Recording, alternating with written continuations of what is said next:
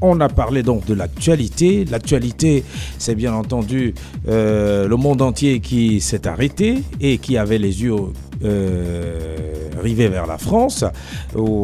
Du côté de Paris, la rédaction de Charlie Hebdo a subi une attaque terroriste, pas mal de morts, une dizaine sur le carreau, et puis des caricaturistes très très renommés, une renommée mondiale pour ces caricaturistes qui sont partis. C'est une raison pour nous, une opportunité de pouvoir nous arrêter et de parler un tout petit peu de caricature et de l'impact que ça peut avoir sur l'information, l'impact que ça peut avoir sur un État, le développement et tout le reste. D'abord, qu'est-ce que c'est la caricature, Massé Malon? Bien, permettez-moi d'abord d'adresser mes condoléances à toutes les familles éprouvées, à la communauté française et internationale et même au monde journalistique qui subit tout cela, tout en ayant un regard compatissant envers toutes ces personnes-là qui souffrent à travers le monde et qui véritablement sont victimes des mêmes dégâts collatéraux au quotidien. Donc, on va s'incliner devant eux et définir donc caricature comme étant un mode d'expression artistique basé essentiellement sur le dessin. Pas un dessin comme les autres, un dessin qui véritablement joue sur ce qu'on appelle l'exagération, la déformation. Donc, quand vous prenez une ligne, par exemple, au-delà de la faire droite, c'est-à-dire que sans contour, vous essayez d'ajouter à cette ligne-là des petites déformations exagérées. Et donc, vous aurez par exemple des profils de personnes dessinées, non pas comme on a coutume de les voir, mais beaucoup plus avec ce que j'appellerais ici le volet intuitif de celui qui dessine, avec des exagérations appropriées pour apporter un message nouveau, complément à ce qu'on veut présenter aux autres, ou bien complément à ce que l'on a déjà de la perception du sujet. En d'autres termes, un caricaturiste, c'est d'abord un artiste, un créateur d'œuvres de l'esprit, parce qu'il ne se contente pas d'imiter la nature, mais il ajoute à la nature sa personnalité propre. Il y a donc un volet subjectif qui se dégage, en quelque sorte, et on a comme l'impression qu'il y a la dictature du moi sur la création de l'auteur. Et donc, on a plusieurs caricaturistes comme ça à travers le monde qui ont marqué l'ère du temps à travers leurs dessins, à travers leurs crayons, et qui ont réussi à transformer leur environnement. Et aujourd'hui, la caricature savait être le mode d'expression le plus proche des citoyens, le plus proche de la masse mondiale. Parce que voyez-vous, en caricature, on s'exprime avec des images. Et vous savez, généralement, quand vous parlez, quand vous réussissez à parler en images, les gens vous comprennent. C'est pourquoi le langage de l'orature ou de l'oralité africaine passe beaucoup plus chez les Africains, parce que nos ancêtres parlaient en parabole. Et la caricature aujourd'hui, dans un univers où les gens ont un discours beaucoup plus extravagant, très académique, la caricature met à la portée des moins instruits l'information la plus proche, la plus vraie, et avec une exactitude inégalable. Et le drame simplement, c'est que cette caricature-là, aujourd'hui, souffre beaucoup plus de la nombrilisation sauvage de l'auteur qui s'en accapare et en fait un objet de l'expression de sa personnalité propre en toute totalité, oubliant dans son environnement qu'il y a des susceptibilités. Et donc, on peut concéder ça aux caricaturistes. Le cas par exemple de Niem Popoli, avec le Popoli que vous connaissez, c'est assez évocateur. Le Cameroun est l'un de ces rares pays au monde qui a réussi à se faire à l'idée qu'on pouvait caricaturer le président de la République, et tout le monde a aimé sans toutefois détester le personnage. C'est assez extraordinaire. Et donc, des caricaturistes comme ça s'expriment à travers le monde et servent d'exutoire pour certains mal-être, pour certains, ce que j'appellerais ici désagréments subis par des individus qui ont de la peine à s'exprimer et qui veulent bien, à travers ces caricatures-là, voir le monde autrement qu'ils ont l'habitude de le voir. Quelle est la portée que ce corps de métier a chez nous, au Cameroun? Bien, la portée que ce corps de métier a chez nous, c'est assez extraordinaire, parce que même moi-même qui vous parle là, à l'époque, je signais comme caricaturiste au journal Le Popoli, à côté de El Pacho et tout ça, sous le pseudonyme de Fripouille Pouillet. Je crois que si mes camarades de classe ou mes collègues m'écoutent là, ils vont retrouver le personnage, même Fripouille Pouillet, dans les annales. Ils sont certainement en train de se marrer en écoutant ce nom. Et donc, la caricature, avant de revenir sur le paysage créatif ou créatorial camerounais lié à la caricature, rappelons d'abord que c'est le dessin qui a libéré l'humanité de ce que j'appellerais la brutalité géographique. empereur Dadi. C'est le dessin qui a libéré l'homme. Il y a des gens aujourd'hui qui donnent l'impression que ce sont des stratèges politiques, ce sont des dirigeants, ce sont des rois qui ont créé la stabilité ou bien qui ont permis à l'homme de s'adapter à l'univers. Mais il faut rappeler les origines même du dessin. Et très brièvement, je vais le faire ici. Il faut dire que l'être humain est né dans un environnement très brutal. Il vous souvient qu'il y avait des dinosaures, il y avait des mammouths, il y avait beaucoup de choses qui dans la nature ne permettaient pas à l'être humain de manifester son intelligence facilement. Et donc, de ne pas se mouvoir dans la forêt, par exemple. Et donc, ils avaient un lieu de refuge qu'on appelait la grotte. Et dans ce lieu de refuge, avec une pierre, apposée sur une pierre, il faisait des petits dessins qui caricaturaient un peu les monstres qu'il voyait. C'est comme ça qu'on a eu des peintures de Lascaux. Des grottes de Lascaux, s'il vous souvient, c'est les mammouths que l'on dessine sur des grottes. Et c'est des peintures rupestres les plus anciennes au monde que l'histoire de l'art est répertoriée jusqu'à présent. Et donc, c'est vous dire qu'en fait, pour se libérer de cette peur de la nature, les hommes étaient obligés de dessiner sur des murs. Et à force de dessiner, Empereur Dadi, et ça c'est une autre anecdote très forte liée à certaines recherches, la pierre qui était en train de gratter le mur créait des étincelles. C'est comme ça qu'on découvre la flamme, le feu. Aujourd'hui, l'être humain est l'être le plus suprême au monde qui a pratiquement la même mise sur toute la créature de Dieu, tout simplement parce qu'il maîtrise justement ce que j'appellerais les stratégies pour attaquer son adversaire à travers ce dessin, parce qu'il ne s'était pas contenté simplement de dessiner des mammouths qui pouvaient le détruire. Il allait jusqu'à imaginer une flèche qui pouvait transpercer un mammouth. Pour ceux qui ont une idée, ils peuvent entrer dans l'histoire de là, ils vont le voir. Et en plus de cela, il a découvert le feu, et le feu qui a chassé pratiquement tous ces monstres de la nature et qui a préservé l'humanité jusqu'à ce jour tel que nous la voyons. C'était des premiers signes de la modernité, des premiers signes de la créativité, des premiers signes de l'intelligence, et c'est venu de quoi? Du dessin. Eh bien, prenons l'univers du Cameroun. L'impact de la caricature au Cameroun vient du fait que nous sommes dans un contexte, comme dans tous les États, qui a ses problèmes, qui a ce que j'appellerais ici ses forfaitures. Et dans cet environnement, il faut bien que l'artiste s'exprime. Parce que l'artiste, c'est une soupape. Tant que vous n'avez pas souffert dans votre vie, tant que vous n'avez pas eu ce que j'appellerais ici la tristesse au fond de vous, de ressentir les douleurs que d'autres ressentent, en d'autres termes, quand vous n'êtes pas sensible à la nature, à votre environnement, il vous est incapable d'entrer dans le processus créatoriel. Et la majorité des caricaturistes au Cameroun se sont inspiré de l'univers ambiant, de l'environnement. Et j'ai cité un exemple tout à l'heure, il y a bien d'autres. On va citer les Rétins, les Gououé et bien d'autres caricaturistes assez impressionnants. Mais le cas le plus palpable, et tout le monde peut le lire, même actuellement dans le premier kiosque du coin, c'est le Popoli. Et donc l'environnement, c'était lequel? C'était un environnement où les gens demandaient plus de liberté, plus d'expression. Vous comprenez un petit peu? Ouais. Et cette caricature a réussi à libérer les esprits. Vous voyez, en regardant la caricature, vous lisez et vous vous rendez compte qu'en fait, ces personnes qu'on présente comme étant des personnes extravagamment suprêmes sont des personnes qui sont en même temps proches de vous. Parce que vous avez l'impression, en regardant la caricature, quand on vous dessine un personnage qui, sous d'autres cieux, a les allures, je ne sais pas moi, de monarque et tout, et vous avez l'impression que c'est votre ami. Et à force de le voir et à répétition tous les jours, il devient votre petit copain, votre ami, à tel point que ce visage seul et ces traits exagérés vous permettent d'exorciser tous vos maux. Et donc la caricature au Cameroun a eu un très grand impact, et l'une des révolutions qui a permis aux Camerounais de s'exprimer en toute aisance, en toute liberté, comme on le fait aujourd'hui dans les médias. Tout comme ça a été impulsé avec la période de Bangaï et la musique, il faut dire que l'art est toujours à la base de tout. La caricature a été pour beaucoup pour libérer les esprits. Et c'est ça, c'est là que je tire vraiment un chapeau à notre ami Nyem Popoli pour le travail abattu. Et les dirigeants ont très vite compris, on lui a donné la possibilité de s'exprimer à fond la caisse. Et on voit les résultats aujourd'hui. Les Camerounais se sentent fiers d'être Camerounais par le biais de l'expression artistique, parce que ce n'est pas donné à tout le monde d'avoir à se doigter avec un crayon, d'illustrer ce que j'appellerais les vicissitudes du quotidien et de donner un côté à la fois humoristique et satirique. On parle d'humour, vous riez, vous blaguez.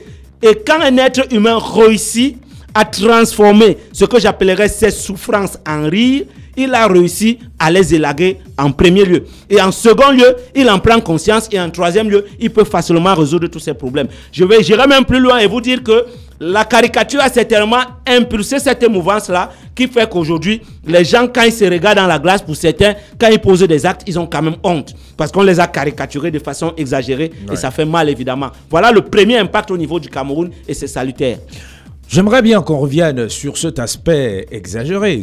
En tant qu'une œuvre d'art, elle devrait donc juste être admirée, appréciée à sa juste valeur d'une œuvre d'art. Mais comment peut-on quitter de ce volet artistique pour passer maintenant à un volet un peu plus, comment dire, où les uns et les autres n'arrivent pas à concevoir ce qui est fait par les caricaturistes. Parce que, quoi qu'on dise, ce qui est arrivé du côté de la France est partir, bien entendu, des caricatures du prophète Mahomet. Bien, je vous ai dit tantôt que c'est l'art qui permet à l'homme de se libérer. Et quand vous regardez l'État français, tout est parti de la littérature à tous les niveaux.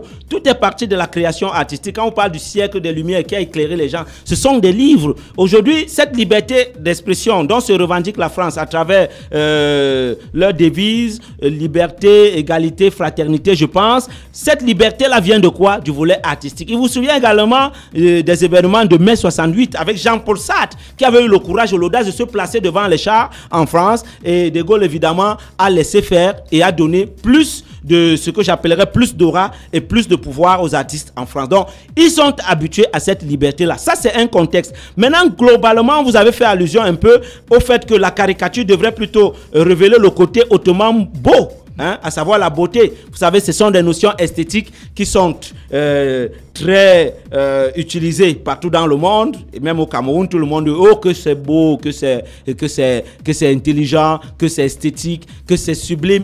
Tout le monde utilise ces expressions, mais les gens connaissent très peu la valeur de ces expressions-là en termes de notions esthétiques. Et donc, le beau a une valeur de contemplatif. Vous regardez et vous êtes ému. Ému par quoi? Par quelque chose qui est original. Et donc, ces caricatures sont belles. Belles, pourquoi? Parce qu'elles émettent des ondes qui vous permettent d'être ému. Quand vous voyez la une de Charlie Hebdo, puisqu'il s'agit de ce journal, chaque fois qu'une caricature apparaît, même si elle est obséquieuse, même si elle est absconse, inintelligible, même si quelquefois elle révèle ce que j'appellerais ici le côté un peu caché de la provocation, c'est quand même beau à voir. Et on se pose quelquefois la question de savoir, mais qu'est-ce qu'ils sont ingénieux, ces gars qui réussissent à imaginer ce type de dessin. Moi, je reste au niveau du volet purement artistique parce que j'adore l'art sur toutes ses formes, même sur le volet de la provocation. Moi, ça ne me heurte pas du tout que l'on dessine qui que ce soit, de quelque façon que ce soit. Moi, j'apprécie juste le volet contemplatif de ce beau-là qui se manifeste en soi. Mais il y a un autre aspect, toujours une notion d'esthétique, le sublime qui ne se contente pas simplement de la contemplation, mais qui va plus loin, la transfiguration transforme. Quand une œuvre est sublimante, comme c'est le cas, par exemple, avec ces caricatures qui font l'écho à travers le monde actuellement, elles réussissent à s'intégrer dans le vécu quotidien des individus au point où les gens vivent avec ça comme si c'était une deuxième âme qu'ils avaient en eux. Et c'est ça le volet très magique de la caricature qui fait que vous vous baladez avec comme si c'était votre frère, votre cousin, votre oncle, comme si c'était un autre vous-même en vous que vous respectez. Et la France, évidemment, a eu cette mutation à travers cette transfiguration notoire que Charlie Hebdo a apportée aux gens. C'est pas pour rien que tout le monde, et vous avez vu cette marée humaine en France lorsqu'il fallait célébrer ce journal, ce n'est pas un fait du hasard, c'est que les gens ont non seulement été emportés par le volet lié à la beauté, donc l'éclat, le contemplatif, mais ils ont été également victime, on pourrait pas dire victime parce que quand on est dans le domaine artistique, véritablement on est emporté, c'est quelque chose qui est essentiellement important pour l'être humain. Disons, ils ont été emportés passionnément par ce que j'appellerais le volet transfiguratif lié au sublime. C'est extraordinaire. Donc, chaque exagération dans une caricature, certes, peut avoir ce que j'appellerais des velléités de provocation, mais l'idée originale de la beauté et du sublime reste et demeure. Ces caricatures sur le plan artistique, il faut d'abord le noter, sont originales, sont belles et sont sublimantes. Moi, je les ai regardées toutes, même quand on tirait à boulet rouge sur la papauté, par exemple. Mais comment une œuvre d'art peut-elle provoquer la guerre? Bien, une œuvre d'art provoque la guerre chez des personnes qui ne sont pas prêtes à recevoir ce type d'œuvre. Parce qu'il faut dire qu'il y a une éducation à l'art. En France, ils sont formés dès le bas âge à aimer les œuvres d'art. Vous avez des commissaires-priseurs. Leur travail, c'est vendre les tableaux tous les jours. Leur travail, c'est mettre en valeur les sculptures, les caricatures, bref, tout ce qui est la représentation du beau et du sublime. Les gens adorent cela. D'ailleurs, les plus grands musées au monde, quand on parle de Paris, on va vous citer le Louvre, on va vous citer le Quai d'Orsay, on va vous citer tous ces endroits où se manifeste l'intelligence humaine à travers les formes d'art, qui est d'ailleurs l'une des formes les plus appréciées partout dans le monde et qui fait l'unanimité. Il peut arriver que certains peuples n'aient pas cette faculté à s'adapter aux volets liés à la beauté et l'esthétique. Constatez que généralement, dans les républiques ou des endroits ou des communautés où des gens ne se libèrent pas mentalement, spirituellement et ne se libèrent pas sur le plan émotionnellement pour pouvoir laisser transparaître le moi profond, à savoir être vrai et naturel, il est très difficile d'entrer dans ce milieu avec de telles idées. En fait, l'art rime avec liberté, c'est ce que je vais dire en fait. Et dans des environnements où il n'y a pas de liberté, l'art s'exprime à peine. Et vous, si vous voulez avoir ce que j'appellerais ici des indices de manifestation de liberté d'expression dans un pays, vous n'avez qu'à entrer dans le domaine artistique pour voir comment se comportent les artistes. Et quand vous avez vu comment se comportent les artistes, vous pouvez déjà donner à quelque sorte quel est le degré de liberté auquel aspire ce peuple-là. Et le Cameroun, de façon extraordinaire, a des artistes qui s'expriment à fond la caisse et de façon extraordinaire. Je vais prendre le cas de la Pyro de Banga, qui en pleine année 90, vous-même vous savez ce que c'était en période à dire, les auditeurs connaissent cette période, qui a réussi par une alchimie extraordinaire à faire le tour du Cameroun avec cet album que vous connaissez et qui a fait le tour du monde plus tard parce qu'il a été très célébré du côté de l'Allemagne et de l'Hexagone. C'est extraordinaire de voir ce qu'un artiste est capable de faire. Et cela s'est fait au Cameroun à un moment crucial où justement il y avait la querelle entre le parti unique et le pluralisme que tout le monde attendait. Et finalement, je crois qu'il a eu gain de cause. C'est pourquoi moi je pense que du point de vue artistique et du point de vue de la démocratie, les albums de la Pyro de Banga ont été précurseurs. Et en France, ils ont cette tradition-là. Ils se battent au quotidien pour des libertés d'expression. Ce n'est pas le cas dans tous les pays au monde. Et rappelons que la liberté d'expression, ce n'est pas une convention, ce n'est pas un décret. On ne se lève pas un matin pour décréter. C'est une quête permanente même de cette liberté. C'est un processus de quête permanente de cette liberté. Donc, même quand on se croit libre, on se bat toujours pour cette liberté. Est-ce que dans cette liberté et dans cette expression des œuvres d'art, il n'y a pas aussi le souci de respect de l'autre? Évidemment, la dignité, et des différences. La dignité humaine est très fondamentale et le respect de cette dignité l'est encore plus. Mais il faut voir l'environnement dans lequel c'est produit. C'est pourquoi je cite toujours le contexte. En France, la France est un État laïque. D'un. De deux, vous connaissez leur devise. Égalité, fraternité, liberté. Vous voyez un petit peu.